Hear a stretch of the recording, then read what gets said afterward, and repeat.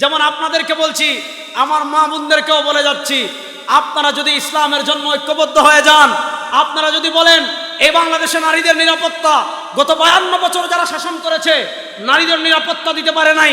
আমরা দেখেছি নদীতে নারীর লাশ পাওয়া যায়, আমরা দেখেছি খালে নারীর লাশ পাওয়া যায়, আমরা দেখেছি বিভিন্ন অভিজাত হোটেলে নারীদের লাশ পাওয়া যায়। আর ইসলাম যে পরিমাণ নারীদের অধিকার এবং নিরাপত্তা দিয়েছে, পৃথিবীর কোনো আদর্শ ততটা নিরাপত্তা দিতে পারে। সুতরাং মা বোনদেরও করণীয় আছে, সাহাবায়ে কেরাম রিদওয়ানুল্লাহি আলাইহিম আজমাইনকে, তাবেঈনদেরকে, তবে তাবেঈনদেরকে আমাদের মা বোনেরা যেমন ইসলাম প্রতিষ্ঠার আন্দোলনে উৎসাহিত করেছেন, আমাদের মা বোনরাও যদি ঐক্যবদ্ধ হয়ে যায়, এবার ইসলামের বাংলাদেশ করবে। আল্লাহর কসম করে বলি, বাংলাদেশে ইসলামের বিজয় কেউ আটকে রাখতে পারবে না ইনশাআল্লাহ। ইসলামের বিজয় আপনি একটু আপনার কিটা লাগে না? আপনার কি একবার একটু মনে হয় না এই কথা যে গণতন্ত্রের বাংলাদেশ তো অনেকবার দেখলাম, সেকুলারিজমের বাংলাদেশ তো অনেকবার দেখলাম। আমাদের মরহুম পীর সাহেব চরমনাই রাহিমাহুল্লাহ বলে গিয়েছিলেন, শুধু নেতার পরিবর্তন নয় ও বাংলাদেশের মুসলমান, নেতার পরিবর্তন তো একবার হয় নাই, ক্ষমতার পরিবর্তন তো একবার হয় নাই। 15 বছর পর বললাম, যখন এত ডাকছো আয় বেটা খেলবো, আমরা যখন মাঠে নেমেছি ভারতে পালিয়ে গিয়েছে। গত 15 বছর বাংলাদেশে আপনারা দেখেছেন, আমরা যারা টুপি, আমরা যারা দাড়ি, আমরা যারা জুব্বা পরি, আমরা যারা ইসলামকে অনুশাসন মেনে চলি, আমাদেরকে তারা বলতো আমরা নাকি পাকিস্তানি রাজাকার। বাংলাদেশের কোন আলেম পাকিস্তানে পালিয়ে গিয়েছেন না? বাস্তব বলেন, বাংলাদেশের কোন হুজুর পাকিস্তানে পালিয়ে গিয়েছেন? শোনেন, আমাদেরকে যারা পাকিস্তানি রাজাকার বলতো, 2024 এসে পরিষ্কার হয়ে গিয়েছে এই দেশে কারা ভারতীয় রাজাকার। আমরা দেখেছি ভারতীয় রাজাকার ভারতে পালিয়ে গিয়েছে। তো তারা দেখলো ধর্মনিরপেক্ষতার এই ভার্সন মুসলমান খাবে না। অর্থাৎ মুসলমানদেরকে আমরা যদি বলি জীবনের সব জায়গা থেকে ধর্মের ছায়া মুছে দিতে হবে, মুসলমান এটা মানবে না, মুসলমান এটা গিলবে না, মুসলমান এটা ধারণ করবে না। এবার তারা কি করতে হবে? আমাদের ভিতর একদল দালাল তৈরি করেছে, আমাদের ভিতর টাকা দিয়ে পয়সা দিয়ে একদল মোল্লা মৌলবী তৈরি করেছে, একদল দালাল তৈরি করেছে, মুসলমান নামদারি একদল মুনাফিক তৈরি করেছে, যারা ধর্মনিরপেক্ষতার একটা সফট ভার্সন আবিষ্কার করেছে, যারা ধর্মনিরপেক্ষতার একটা সহজ ভার্সন আবিষ্কার করেছে। সেই সহজ ভার্সন কি, সেই সফট ভার্সন কি? ওই যে খ্রিস্টানরা বলতো কায়সর কায়সর, গির্জা গির্জা, ধর্ম থাকবে গির্জায়, রাষ্ট্রের কোনো ধর্ম থাকবে না। এবার তারা মুসলমানদের ভিতর ধর্মনিরপেক্ষতার একটা সফট ভার্সন নিয়ে এসেছে। সেই ধর্মনিরপেক্ষতার সফট ভার্সন কি জানেন? ভাই, ধর্ম পালন করতে চাচ্ছেন ব্যক্তি জীবনে করেন, ধর্ম পালন করতে চাচ্ছেন মসজিদে করেন, ধর্ম পালন করতে চাচ্ছেন মাদ্রাসায় করেন, ধর্ম পালন করতে চাচ্ছেন খানকায় করেন, ধর্ম পালন করতে চাচ্ছেন মাজারে করেন, ধর্ম পালন করতে চাচ্ছেন উরুসে করেন। খ্রিস্টানরা যেমন বলে ধর্ম থাকবে শুধু গির্জায়, তারা আমাদেরকে শিখিয়েছে আপনি ধর্ম পালন করতে চাচ্ছেন মাদ্রাসায় করেন, ধর্ম পালন করতে চাচ্ছেন খানকায় করেন, ধর্ম পালন করতে চাচ্ছেন মসজিদে করেন, ধর্ম পালন করতে চাচ্ছেন মাদ্রাসায় করেন। রাজনীতিতে ধর্ম লাগবে না, সংসদে ধর্ম লাগবে না, অর্থনীতিতে ধর্ম লাগবে না, বিচার ব্যবস্থায় ধর্ম লাগবে না, নেতৃত্বে ধর্ম লাগবে না, সংবিধানে ধর্ম লাগবে না, সিটি কর্পোরেশনে ধর্ম লাগবে না, বিচার ব্যবস্থায় ধর্ম লাগবে না, হাইকোর্টে ধর্ম লাগবে না, সুপ্রিম কোর্টে ধর্ম লাগবে না। এবার বলেন, ইসলাম কি শুধু মসজিদে থাকার জন্য এসেছে, না সংসদে ইসলাম প্রতিষ্ঠার জন্য এসেছে? এতদিন ধরে তারা আমাদেরকে এই কোলাই খাইয়েছে। এজন্য দেখবেন হুজুররা যখন বলে রাষ্ট্রের নেতৃত্ব দিব আমরা, হুজুররা যখন বলে আমরা সংবিধান প্রণয়ন করব, হুজুররা যখন বলে আমরা এমপি হব, হুজুররা যখন বলে আমরা মেয়র হব, হুজুররা যখন বলে আমরা রাজনীতি করব, হুজুররা যখন বলে আমরা রাষ্ট্র পরিবর্তন করব, বলে হুজুর আপনি নামাজ পড়াইবেন, পিসা হুজুর আপনি মুরিদ করাইবেন, হুজুর আপনি মিলাদ পড়বেন, হুজুর আপনি খতম করবেন, আপনি এই কাজে আসলেন কেন? এই প্রশ্নটা এসেছে কোথা থেকে? ওই যে খ্রিস্টানরা আমাদের মাথায় সেট করে দিয়েছে, খ্রিস্টানরা আমাদের মাথায় বসিয়ে দিয়েছে ধর্ম থাকবে ধর্মের জায়গায়, রাষ্ট্রের কোনো ধর্ম থাকবে না। এই সেকুলারিজম আমরা বিশ্বাস করি না? আসতে বলেন, আরে বেগুন জুড়ে কোন আমরা কি এই সেকুলারিজম বিশ্বাস করি? এবার আসেন ইমান ভঙ্গের একটা কারণ আজকে বলে দেয় আপনাদের। বাংলাদেশের কত মানুষ রাজনীতির কারণে ইমান হারাচ্ছে। এই গণতান্ত্রিক রাজনীতি বলেন আর সেকুলারিজমের রাজনীতি বলেন, এই রাজনীতি কত মানুষের ইমান নিয়ে যাচ্ছে। আমি আপনাদেরকে আজকে বেশ কিছু রেফারেন্স দিয়ে যাই। আপনি এতদিন শুনেছেন মাজারে সিজদা দেওয়া হারাম, দিলে ইমান থাকে না। আপনি শুনেছেন মাজারে গিয়ে বাচ্চা চাইলে ইমান থাকে না। আপনি শুনেছেন ও বায়েজিদ বুস্তামির পাহাড়ের উপর যে কাসিমগুলো আছে ওগুলার ভাগ্য পরিবর্তনের অধিকারী মনে করলে ইমান থাকে না, এগুলো ঠিক আছে। মাজারে সিজদা দেওয়া জায়েজ মনে করে, হালাল মনে করে কেউ সিজদা দিলে তার ইমান থাকবে না। মাজারওয়ালা সন্তান দিতে পারে এমন আকীদা রেখে কেউ যদি বাচ্চা চায় ইমান থাকবে না। মাজারওয়ালা আমাকে বিপদ থেকে উদ্ধার করতে পারে, ভাগ্য পরিবর্তন করতে পারে এমন আকীদা রেখে কেউ কবরে গিয়ে চাইলে তার ইমান থাকবে না। এগুলো তো আমরা জানি। ইমান ভঙ্গের একটা আধুনিক ভার্সন আজকে আমি বলে যাই, ইমান ভঙ্গের আধুনিক একটা কারণ আমি বলে যাই। দেখেন আমার হাতে আপনারা যে কিতাব দেখতে পাচ্ছেন ওই কিতাবের নাম হলো মাকালাতুল কাউসারি।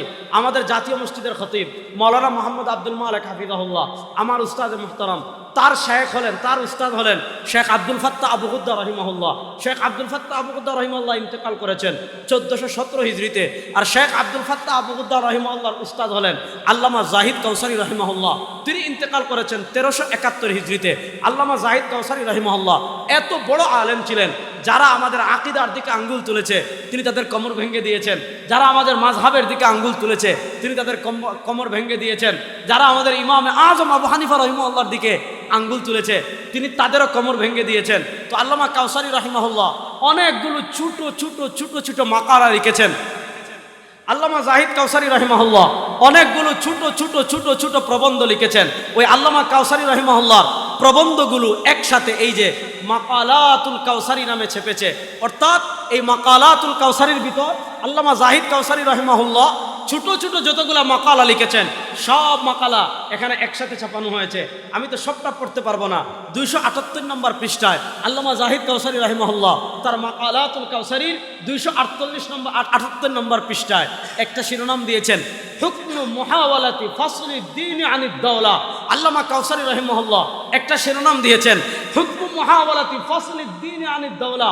কোন মুসলমান যদি মনে করে ধর্ম আলাদা রাষ্ট্র আলাদা, কোন মুসলমান যদি বলে ধর্ম থাকবে শুধু ঘরে, কোন মুসলমান যদি মনে করে ধর্ম থাকবে শুধু খানকায়, কোন মুসলমান যদি মনে করে ধর্ম থাকবে শুধু মসজিদে, কোন মুসলমান যদি মনে করে সংবিধানে ধর্মের দরকার নাই, কোন মুসলমান যদি মনে করে রাজনীতিতে ধর্মের দরকার নাই, কোন মুসলমান যদি মনে করে বিচার ব্যবস্থায় ধর্মের দরকার নাই, কোন মুসলমান যদি মনে করে অর্থনীতিতে ধর্মের দরকার নাই, কোন মুসলমান যদি মনে করে রাষ্ট্র পরিচালনায় ধর্মের দরকার নাই, হুকমু মুহাওয়ালাতি ফাসলি দ্বীন আনিদ দাওলা। কোন মুসলমান যদি মনে করে ধর্ম আলাদা রাষ্ট্র আলাদা, রাষ্ট্রের কোনো কাজে রাষ্ট্রের কোনো ক্ষেত্রে ধর্মের কোনো দখল নাই, ধর্ম লাগবে না।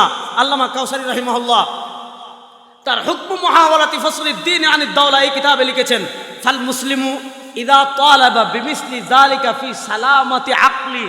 যুবকরা মন কান মানে কান শুনে শুনেন, কান খুলে শুনেন। আল্লামা কাউসারি রাহিমাহুল্লাহ লিখেছেন ফাল মুসলিমু ইযা তালাবা বিমিসলি যালিকা ফি সালামাতি আকলি।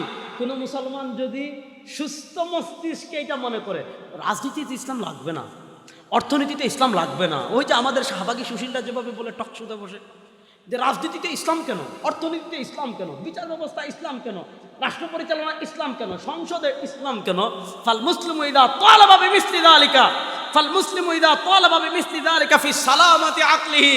কোন মুসলমান যদি সুস্থ মস্তিষ্কে এই কথা বলে, আল্লামা কাউসারি রাহিমাহুল্লাহ আজ থেকে 80 বছর আগে ফতোয়া দিয়ে গিয়েছেন, কোন মুসলমান যদি এটা বলে ধর্ম শুধু ঘরের জন্য আসছে, রাষ্ট্রের কোনো কাজে ধর্ম লাগবে না, তার ঈমান থাকবে না, সে মুরতাদ হয়ে যাবে।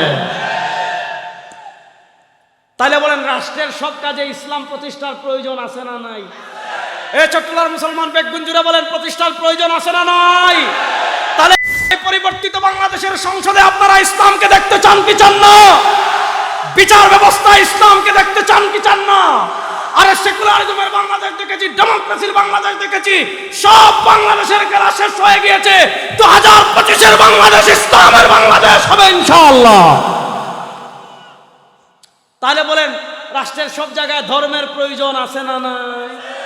তাহলে এবার সংসদে ইসলাম প্রতিষ্ঠা করার জন্য মুসলমান রেডি আছেন তো ইনশাআল্লাহ? এই যে 4-5 জন রেডি আছে।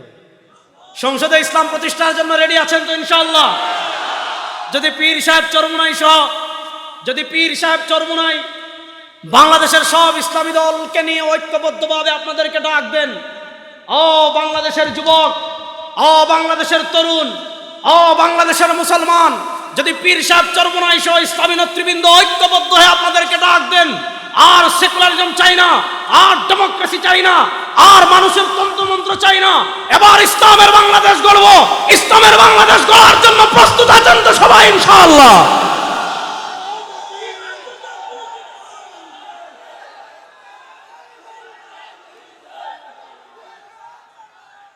বসেন বসেন। তাহলে বোঝা গেল আবার এই দীর্ঘ আলোচনা থেকে আমরা বুঝলাম ইসলাম শুধু ঘরে থাকার জন্য আসে। বলেন, ইসলাম শুধু ঘরে থাকার জন্য আসে। বিচার ব্যবস্থা ইসলামের প্রয়োজন আছে না নাই? এখন বিচার ব্যবস্থা ইসলাম যদি আপনি নিতে চান তাহলে হ্যাঁ, এ শুধু শুনেন, আমি যেমন আপনাদেরকে বলছি, আমার মা বোনদেরকেও বলে যাচ্ছি, আপনারা যদি ইসলামের জন্য ঐক্যবদ্ধ হয়ে যান, আপনারা যদি বলেন এই বাংলাদেশে নারীদের নিরাপত্তা, গত 52 বছর যারা শাসন করেছে নারীদের নিরাপত্তা দিতে পারে নাই। আমরা দেখেছি নদীতে নারীর লাশ পাওয়া যায়, আমরা দেখেছি খালে নারীর লাশ পাওয়া যায়, আমরা দেখেছি বিভিন্ন অভিজাত হোটেলে নারীদের লাশ পাওয়া যায়। আর ইসলাম যে পরিমাণ নারীদের অধিকার এবং নিরাপত্তা দিয়েছে, পৃথিবীর কোনো আদর্শ ততটা নিরাপত্তা দিতে পারে। সুতরাং মা বোনদেরও করণীয় আছে, সাহাবায়ে কেরাম রিদওয়ানুল্লাহি আলাইহিম আজমাইনকে, তাবেঈনদেরকে, তবে তাবেঈনদেরকে, আমাদের মা বোনেরা যেমন ইসলাম প্রতিষ্ঠার আন্দোলনে উৎসাহিত করেছেন, আমাদের মা বোনরাও যদি ঐক্যবদ্ধ হয়ে যায়, এবারে ইসলামের বাংলাদেশ করবে। আল্লাহর কসম করে বলি, বাংলাদেশে ইসলামের বিজয় কেউ আটকিয়ে রাখতে পারবে না ইনশাআল্লাহ। ইসলামের বিজয় আপনি একটু আপনার কিটা লাগে না? আপনার কি একবার একটু মনে হয় না এই কথা যে গণতন্ত্রের বাংলাদেশ তো অনেকবার দেখলাম, সেকুলারিজমের বাংলাদেশ তো অনেকবার দেখলাম। আমাদের মরহুম পিশাব চরমনাই রাহিমাহুল্লাহ বলে গিয়েছিলেন, শুধু নেতার পরিবর্তন নয় ও বাংলাদেশের মুসলমান, নেতার পরিবর্তন তো একবার হয় নাই, ক্ষমতার পরিবর্তন তো একবার হয় নাই, চেয়ারের সংস্কার তো একবার হয় নাই। নেতা অনেক পরিবর্তন হয়েছে, ক্ষমতা অনেকবার পাল্টেছে, চেয়ার অনেকবার পাল্টেছে, চুরি বন্ধ হয় নাই, খুন বন্ধ হয় নাই, গুম বন্ধ হয় নাই, টাকা পাচার বন্ধ হয় নাই। একবার কি আপনার অন্তরে এই কথা আসে না, দেখি পরীক্ষামূলক একবার ইসলামকে বিজয় করি? আমি আপনাদের কাছে আল্লাহর নামের কসম করে বলে যাচ্ছি, আপনারা একবার ইসলামকে বাংলাদেশের ক্ষমতায় নেন, আপনারা একবার ইসলামের সংসদ প্রতিষ্ঠা করেন। যদি ইসলাম আপনাকে ন্যায় বিচার প্রতিষ্ঠা করতে না পারে, ইসলাম যদি খুন বন্ধ করতে না পারে, ইসলাম যদি গুম বন্ধ করতে না পারে, ইসলাম যদি চুরি বন্ধ করতে না পারে, ইসলাম যদি দুর্নীতি বন্ধ করতে না পারে, ইসলাম যদি ডাকাতি বন্ধ করতে না পারে, আল্লাহর নামের কসম করে বলছি আপনাদের সামনে আর জীবনে কথা বলবো না। ইসলাম ক্ষমতায় আসলে কি হবে এটা বোঝার জন্য তো আমাদের বেশি দূরে যাওয়ার দরকার নাই, আফগানিস্তানের দিকে তাকাইলেই হয়ে যায়। পৃথিবীর আরে বেটা ভারতকে কি আমরা লড়াই রে? কথা বলে না। আপনার আওয়ামী লীগ বাগার 5 মাস হয়েছে, এখন আপনাদের ভয় যায় নাই? আরে আফগানিস্তানের মুসলমান, এই চট্টগ্রামের সবুজ পাগড়িওয়ালারা বলে যাচ্ছি, আফগানিস্তানের কালো পাগড়িওয়ালারা যদি কালেমার পতাকা উড়াতে পারে, বাংলাদেশের সবুজ পাগড়িরা কালেমার পতাকা উড়ানোর জন্য প্রস্তুত আছে তো ইনশাআল্লাহ?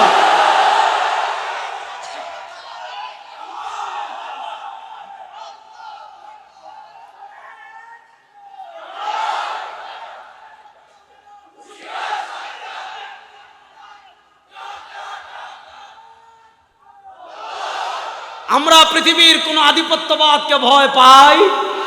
আরে আমাদের তো স্লোগান একটা আছে, আল্লাহু আকবার। আমাদের তো মিছিল একটা আছে, লা ইলাহা।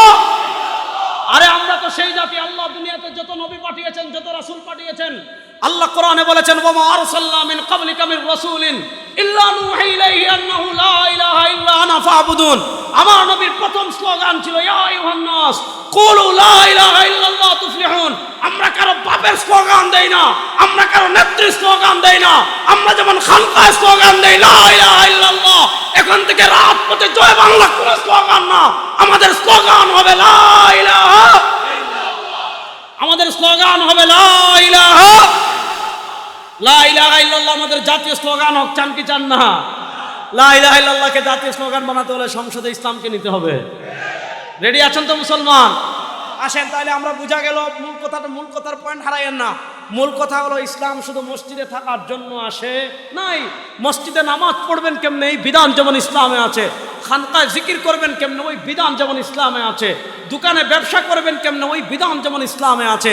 আদালতে বিচার করবেন কেমনে, ওই বিধান যেমন ইসলামে আছে। সংসদে বসে রাষ্ট্র পরিচালনা কেমনে করবেন, ইসলামে আছে না নাই? তাহলে সংসদের বিধানগুলো বাংলাদেশে বাস্তবায়ন করার দরকার আছে না নাই? এবার আমি আপনাদেরকে আরেকটা ইতিহাস বলি। প্রোগ্রামটা অনেক বক্তা, সময় অনেক কম। যেহেতু আমি জাতীয় উলামা মাশায়েখ আইম্মা পরিষদের সাধারণ সম্পাদক, আমার দায়িত্ব একটু বেশি, এজন্য একটু বেশি সময় চেয়ে নিছি। খুব ভালো করে কথা বুঝেন। এবার আমি আপনাদেরকে একটা ইতিহাস শোনাই, শুনেন। আমরা এক স্বাধীনতার গল্প জানি, যেটা হয়েছে 1971-এ। খুব মনোযোগ দিয়ে বুঝেন। 1971 সালের আগে আমাদের স্বাধীনতা আরেকটা আছে। ওই স্বাধীনতার গল্প তারা আমাদেরকে শিক্ষা দেয় না, ওই স্বাধীনতার গল্প তারা আমাদেরকে বলে না। কেন বলে না জানেন? কারণ 47-এর স্বাধীনতায় সবচেয়ে বেশি অবদান ছিল আলেমদের। তাহলে আমরা এক স্বাধীনতা লাভ করেছি 71-এ, এক স্বাধীনতা লাভ করেছি 47-এ। আসেন 1947-এর আগে, মনোযোগ দিয়ে যুবকরা শোনো, 1803 সাল থেকে নিয়ে 1947 সাল পর্যন্ত এই 150 বছরের কাছাকাছি সময় প্রাতিষ্ঠানিকভাবে আমাদের ভারত উপমহাদেশের ক্ষমতায় ছিল ইস্ট ইন্ডিয়া কোম্পানি, ইংরেজরা। এবার মুসলমান বলেন, ইস্ট ইন্ডিয়া কোম্পানি এদেশের মালিক ছিল না ডাকাত ছিল? আর আসতে বলেন, ইস্ট ইন্ডিয়া কোম্পানি ইংরেজরা এদেশের মালিক ছিল না ডাকাত ছিল? ডাকাতদের বিরুদ্ধে দীর্ঘ সংগ্রাম হলো। আপনি 1833-এর বালাকুট, 1857 সালের সিপাহী বিপ্লব, 1866 সালে দারুল উলুম দেওবন্দ প্রতিষ্ঠা, তারপর শেখুল হিন্দ মাহমুদ হাসান দেওবন্দি রাহিমাহুল্লাহর নেতৃত্বে রেশমির মাল আন্দোলন, শাইখুল আরবি ওয়াল আজম সৈয়দ হুসাইন আহমদ মাদানী নব্বরাল্লাহু মারকাদাহুর নেতৃত্বে ব্রিটিশ বিরোধী আন্দোলন, সিপাহী বিপ্লবে যান হাজী ইমদাদুল্লাহ মুহাজিরে মক্কিকে পাবেন, সিপাহী বিপ্লবে যান ফকিহুন নফস আল্লামা রশিদ আহমদ গাঙ্গুহিকে পাবেন, সিপাহী বিপ্লবে যান আপনি পাবেন হলেন হুজ্জাতুল ইসলাম কাসিম নানতুবি রাহিমাহুল্লাহকে। ব্রিটিশ আমাদের বিরুদ্ধে 150 বছর জুলুম করেছে, অত্যাচার করেছে, গুম করেছে। ব্রিটিশের সবচেয়ে বেশি অত্যাচারের শিকার হয়েছিল মুসলমান। ব্রিটিশের সবচেয়ে বেশি অত্যাচার জুলুমের শিকার হয়েছিল মুসলমান। কথা ভালো করে বুঝেন। ব্রিটিশদের দীর্ঘ ত্যাগ সংগ্রামের পর ব্রিটিশ যখন বিদায়ের সময় গনিয়ে আসলো, যেহেতু ব্রিটিশ আমলে, গত আওয়ামী লীগ আমলে হিন্দুরা যেমন সবচেয়ে বেশি অধিকার লাভ করেছিল। আপনাদের চট্টগ্রামে পূজায় আপনাদের এক মন্ত্রী ছিল, গিয়া বলছে আমার ইমান হুজুরদের মতো এত দুর্বল না যে পূজায় গেলে মূর্তির সামনে নাচানাচি করলে তার ইমান নাকি নষ্ট হবে না। আমি বলেছিলাম, আরে বেটা তোর ইমান থাকলে না যাবে, তোর তো ইমান নাই, তোর তো ইমান। 1947-এর আগে মুসলমান তখন আন্দোলন করেছে, আর হিন্দুদের সাথে থাকবো না, মুসলমানের আলাদা আবাস ভূমি লাগবে। 1947-এর 14 অথবা 15 আগস্ট তারিখটা সঠিক এই মুহূর্তে মনে পড়ছে না, আরবি তারিখটা আমি বলি, ইংরেজিটা আমি না বললেও সমস্যা নাই। আরবি তারিখটা আমি বলি, শেখুল ইসলাম জাস্টিস তাকি উসমানী হাফিজাহুল্লাহ তার আত্মজীবনী ইয়াদেতে লিখেছেন, এই দিন ছিল রমাদানুল মুবারকের শবে কদর। 26 তারিখ দিবাগত রাতে, বৃহস্পতিবার জুমার রাতে মুসলমানদের জন্য 1947-এ আলাদা একটা আবাস ভূমি হয়েছে। সেই আলাদা আবাস ভূমির নাম পাকিস্তান। পাকিস্তানের 2 ভাগ ছিল, একটা পশ্চিম পাকিস্তান আর একটা হলো পূর্ব পাকিস্তান। ও চট্টলার বীর মুসলমান শুনেন, 1947-এর আগে মুসলমান যখন আলাদা মুসলিম আবাস ভূমির আন্দোলন করেছে, ওই সময় আন্দোলনে মুসলমানদের জাতীয় স্লোগান ছিল, পাকিস্তান প্রতিষ্ঠার জাতীয় স্লোগান ছিল পাকিস্তান কা মতলব কিয়া লা ইলাহা, আর ভাই আল্লাহটা একটু জোরে বলেন না, পাকিস্তান কা মতলব কিয়া লা ইলাহা। যদি দলিল লাগে আমার কাছে আইসেন, ফিতনা গ্রামে গ্রামে করেন না। দলিল লাগলে রেজাউল করিম আপনার কাছে আসবেন, দলিল দিয়ে কবর দিয়ে দিব ইনশাআল্লাহ। বলেন পাকিস্তান প্রতিষ্ঠার আন্দোলনের স্লোগান কি ছিল? পাকিস্তান কা মতলব কিয়া লা ইলাহা। আরে বলেন না, পাকিস্তান কা মতলব কিয়া লা ইলাহা। 47-এর স্বাধীনতায় লা ইলাহা ইল্লাল্লাহর উপর ভিত্তি করে বলে, অনেকে বলে পীর সাহেব চরমোনাই কেন জুড়ে গলার কথা বলে, অনেকে বলে মুফতি ফয়জুল করিম কেন জুড়ে গলার কথা বলে, অনেকে বলে মাহমুদুল হক কেন জুড়ে গলার কথা বলে, রেজাউল করিম আবরাররা কেন জুড়ে গলার কথা বলে। আরে বেটা, আমরা যদি বড় গলার কথা না বলে তোর বাপ বলবে কেন? আমি এই কথা বলেছি শুনেন, 1947-এ যখন দেশ বিভক্ত হয়েছে, পাকিস্তানে প্রথম স্বাধীনতার পতাকা তুলেছিলেন আল্লামা শাব্বির আহমদ উসমানী। পূর্ব পাকিস্তানে প্রথম স্বাধীনতার পতাকা তুলেছিলেন আল্লামা জফর আহমদ উসমানী, একজন থানবী রাহিমাহুল্লাহর আপন ভাগিনা। তিনি আমাদের স্বাধীনতার প্রথম পতাকা বাংলাদেশে তুলেছেন। পশ্চিম পাকিস্তানে স্বাধীনতার প্রথম পতাকা তুলেছেন আল্লামা শেখুল ইসলাম আল্লামা শাব্বির আহমদ উসমানী, যিনি দারুল উলুম দেওবন্দের প্রথম ছাত্র, শেখুল হিন্দ মাহমুদ হাসান দেওবন্দি রাহিমাহুল্লাহর ছাত্র ছিলেন এবং দারুল উলুম দেওবন্দের মুহতামিম ছিলেন। আরে 47-এর স্বাধীনতা আমরা করেছি, আমাদের বাবারা করেছে, দাদারা করেছে। আমরা যদি জুড়ে কথা না বলি তো বাপ বলবে। তাহলে বলেন 47-এর স্বাধীনতার ভিত্তি ছিল লা ইলাহা, জোরে বলেন না, 47-এর স্বাধীনতার ভিত্তি ছিল লা ইলাহা। আসেন 47-এর পর 47 থেকে 1971, আমি খুব সংক্ষেপে বলছি, সময় কম আমি জানি, তারপর আর 4-5 মিনিটের ভিতরে আমি শেষ করবো, মনোযোগ দিয়ে শুনেন। 47 থেকে 1971, এই যে একটা সময়, ওই একটা সময় যে ভিত্তির উপর আমাদের দেশ স্বাধীন হয়েছিল, ওই ভিত্তির উপর স্বাধীনতা থাকে নাই। এখন দেখা যাচ্ছে পশ্চিম পাকিস্তান আমাদের উপর জুলুম করেছে। কেমন জুলুম করেছে? আমাদের এখানে ভালো কাগজ হয়েছে, তারা ওই কাগজ পশ্চিম পাকিস্তানে নিয়ে যায়, ওখান থেকে খারাপ কাগজ আমাদেরকে দেয়। এখানে ভালো ধান হয়েছে, ওইটা তারা ওখানে নিয়ে যায়, ওখান থেকে খারাপ ধান দেয়। আমাদেরকে চাকরির ক্ষেত্রে তারা বৈষম্য করে, আমাদের সাথে ইনসাফ করে না, নানাভাবে জুলুম করে। এই জুলুমের কারণে, পাকিস্তানের বৈষম্যের কারণে 1971-এ আমরা পূর্ব পশ্চিম পাকিস্তান থেকে আলাদা হয়ে আমরা আলাদা একটা স্বাধীনতা পেয়েছি 1971-এ। এখানে প্রথম পয়েন্টটা বুঝেন, 1971-এর স্বাধীনতা কখনো ইসলামের বিরুদ্ধে ছিল? তাহলে স্বাধীনতার চেতনা কি? গত 15 বছর শাহবাগীরা আপনাদেরকে স্বাধীনতার চেতনা শিখিয়েছে, ধর্মনিরপেক্ষতা, স্বাধীনতার চেতনা শিখিয়েছে, টুপি দাড়িকে অপমান করা, স্বাধীনতার চেতনা শিখিয়েছে সোশ্যালিজম। আসলে স্বাধীনতার চেতনা কি ছিল আমাদের জানার দরকার আছে না নাই? আসেন আমি আপনাদেরকে একটা ঐতিহাসিক প্রমাণ আজকে দেখিয়ে যাচ্ছি। বাংলাদেশের সব শাহবাগী নাস্তিকদেরকে আমি এই পোলো গ্রাউন্ডের মাঠে চ্যালেঞ্জ দিয়ে যাচ্ছি, স্বাধীনতার চেতনা কি ছিল। দেখেন, আমাদের স্বাধীনতা যুদ্ধ শুরু হয়েছে 1971 সালের 26শে মার্চ। আমাদের স্বাধীনতা যুদ্ধ শুরু হয়েছে 1971-এর কোন মাস? 26শে মার্চ। 26শে মার্চ স্বাধীনতা যুদ্ধ শুরু হয়েছে। স্বাধীনতা যুদ্ধ শুরু হওয়ার মাত্র 14 দিন পর 1971 সালের 10ই এপ্রিল, আপনারা জানেন আমাদের চুয়াডাঙ্গা মেহেরপুরের এদিকে মুজিবনগর সরকার, অস্থায়ী সরকার গঠিত হয়েছিল। ওই স্বাধীনতা যুদ্ধ শুরুর মাত্র 14 দিন পর আমাদের মুজিবনগর সরকার একটা স্বাধীনতার ঘোষণাপত্র পাঠ করেছিল। আসেন, সেই স্বাধীনতার ঘোষণাপত্র কখন ঘোষণা করেছে? স্বাধীনতা যুদ্ধ শুরু হওয়ার মাত্র 14 দিন পর। দেখেন, আমি সেই স্বাধীনতার ঘোষণাপত্র আমাদের বাংলাদেশের সংসদ বিষয়ক যে ওয়েবসাইট আছে, সেই সংসদ বিষয়ক ওয়েবসাইট থেকে আমি স্বাধীনতার ঘোষণাপত্র ডাউনলোড করে নিয়ে এসেছি। যখন তারা স্বাধীনতা যুদ্ধের জন্য মানুষকে উৎসাহিত করবে, যখন স্বাধীনতা যুদ্ধের শুরুর মাত্র 14 দিন পর তারা স্বাধীনতার ঘোষণাপত্র পাঠ করেছে, সেখানেই দেখেন 1971 সালের 10ই এপ্রিল তারিখে মুজিবনগর সরকারের জারিকৃত স্বাধীনতার ঘোষণাপত্র, অর্থাৎ স্বাধীনতা যুদ্ধের মাত্র 14 দিন পর স্বাধীনতার যে ঘোষণাপত্র পাঠ করেছে, এখানে তারা অনেকগুলো পয়েন্ট দিয়েছে যে পশ্চিম পাকিস্তান এইটা করে নাই, ওইটা করে নাই, ওইটা করে নাই, ওইটা করে নাই, ওইটা করে নাই। এরপরে এক পৃষ্ঠা বিভিন্ন দাবি দাওয়া পেশ করার পর সবগুলো তার পেশ করা যাবে না, সময় কম। এখানে এসে বলছে, যেহেতু আপনারা এটা মানেন না, এটা মানেন না, এটা মানেন না, ওইটা মানেন নাই, সেহেতু আমরা বাংলাদেশের নির্বাচিত প্রতিনিধিগণ, বাংলাদেশের সর্বোচ্চ ক্ষমতার অধিকারী জনগণ কর্তৃক আমাদিগকে প্রদত্ত ক্ষমতার মর্যাদা রক্ষার্থে নিজেদের সমন্বয়ে যথাযথভাবে একটি গণপরিষদ রূপে গঠন করিলাম এবং পারস্পরিক আলোচনা করিয়া এবং বাংলাদেশের জনগণের জন্য কান খাড়া করে শুনেন চট্টগ্রামের মুসলমান, মুক্তিযুদ্ধের চেতনা কি, স্বাধীনতার যুদ্ধের চেতনা কি। যখন স্বাধীনতা যুদ্ধ শুরু হয়েছে তখন বলছে স্বাধীনতা যুদ্ধের চেতনা হলো বাংলাদেশের জনগণের জন্য সাম্য, মানবিক মর্যাদা ও সামাজিক সুবিচার নিশ্চিতকরণার্থে সার্বভৌম গণপ্রজাতন্ত্র রূপে বাংলাদেশের প্রতিষ্ঠা ঘোষণা করিলাম। যখন মুক্তিযুদ্ধ চলে তখন বলেছে মুক্তিযুদ্ধের চেতনা হলো 3টা।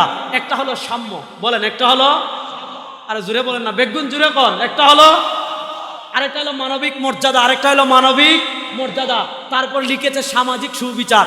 যখন মুক্তিযুদ্ধ চলে তখন বলেছে 3টা চেতনাকে সামনে রেখে যুদ্ধ করছি।